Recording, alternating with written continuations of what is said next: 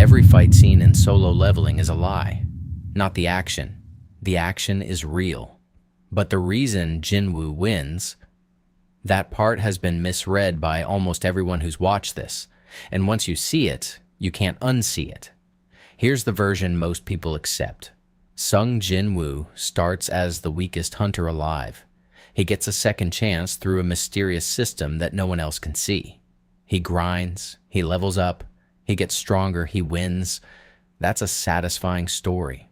It's also a surface reading, because there's a mechanic buried inside the system that the Manhwa introduces quietly in Chapter 12, and then never draws attention to again. But it's in every single fight from that point forward. We're going to dig into what that mechanic actually means, not just for the power system, but for what the story is actually about underneath all the action. What the system actually is. Before we get to the secret, you need to understand what the system is supposed to be. On the surface, it's a game interface, stats, quests, levels, inventory.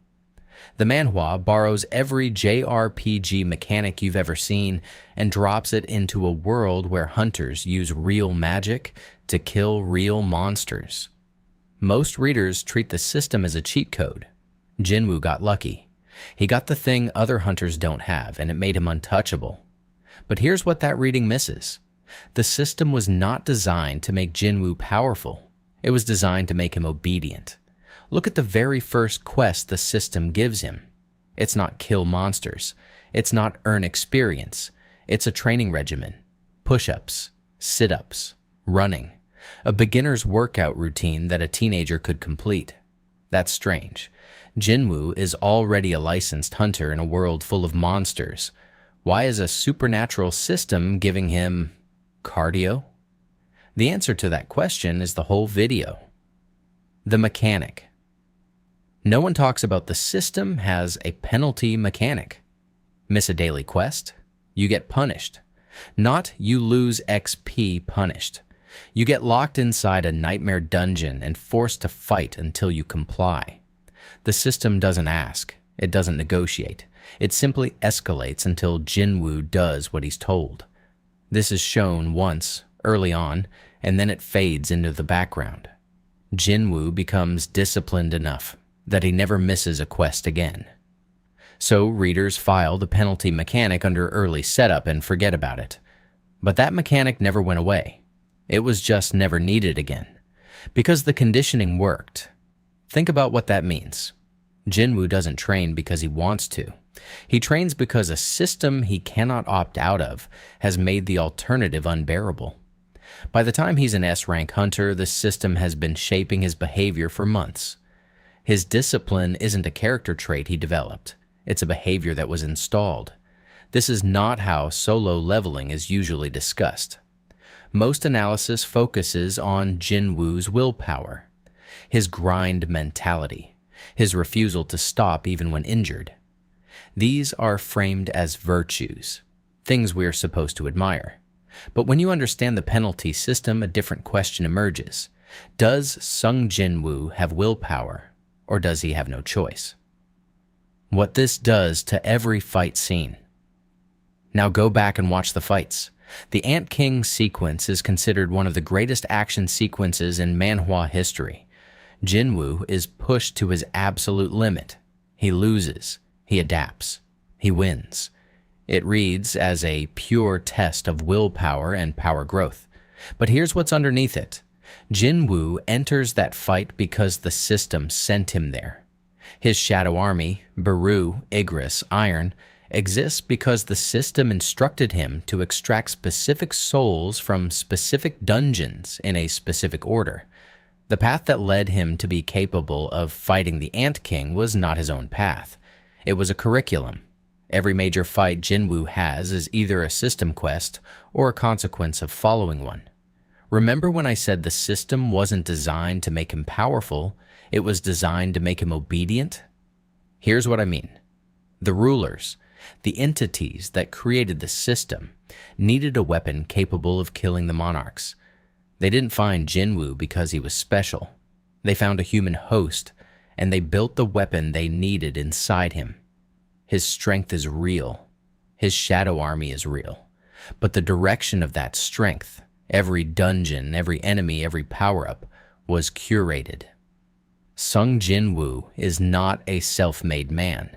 He's a precision instrument, which raises the most uncomfortable question in the entire manhwa.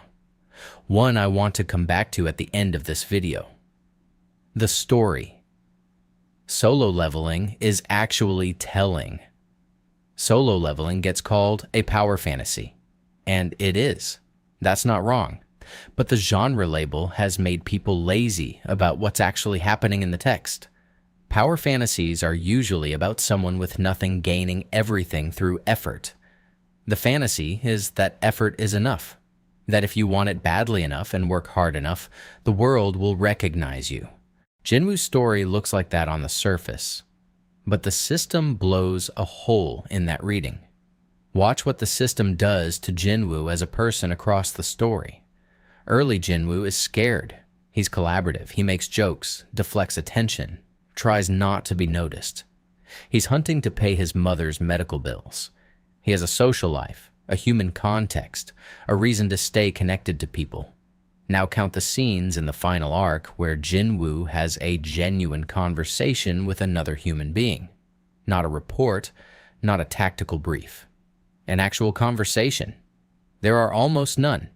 The system didn't just make him stronger, it narrowed him.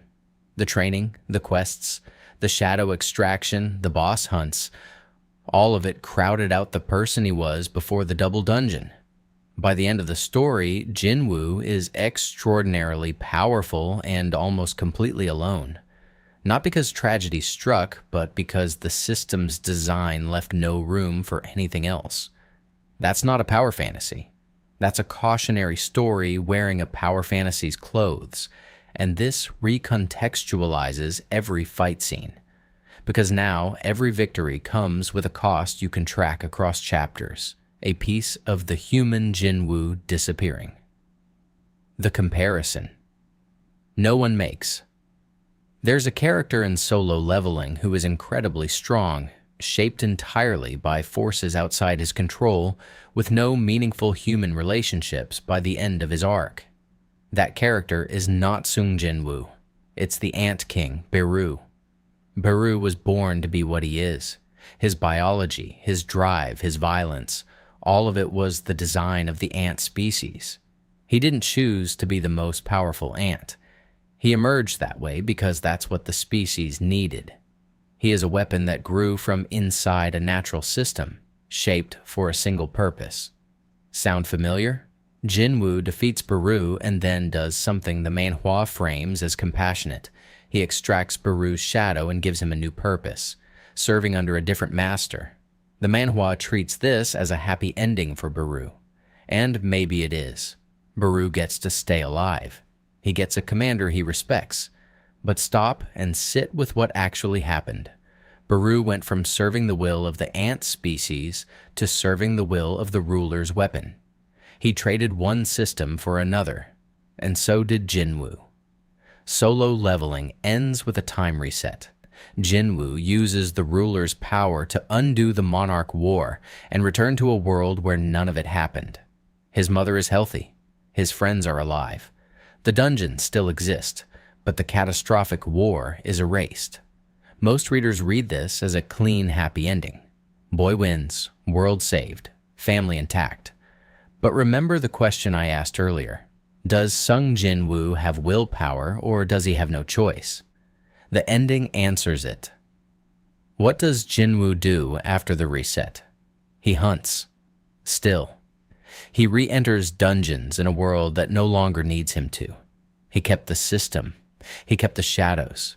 He builds the same power he had before in a world at peace because he can't stop. The manhwa presents this as devotion, as love for the hunt, as who he is. But if you've tracked the system's conditioning across the entire story, there's another way to read it.